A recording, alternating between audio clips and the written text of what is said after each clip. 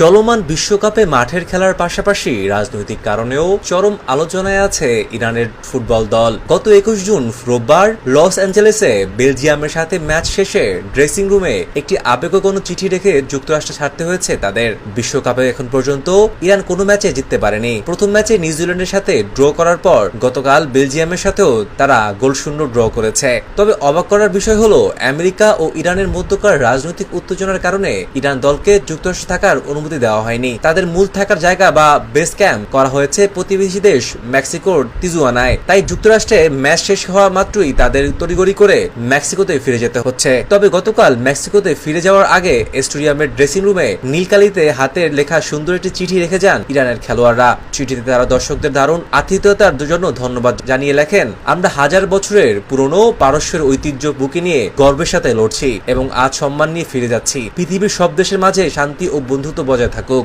চিঠিতে লাল কালি দিয়ে 768 এবং মিনাব নামে দুটি শব্দ লেখা ছিল। মূলত চলতি বছরের শুরুতে মিনাব শহরে একটি স্কুলে হওয়া হামলায় 168 জন শিশুর মর্মান্তিক মৃত্যুকে স্মরণ করতেই তারা এই প্রতীকী বার্তা দিয়েছেন। শত প্রতিকূলতার মাঝেও ইরানের এই শান্তিপূর্ণ বার্তা এখন নেট দুনিয়ায় ব্যাপক প্রশংসা কুড়াচ্ছে।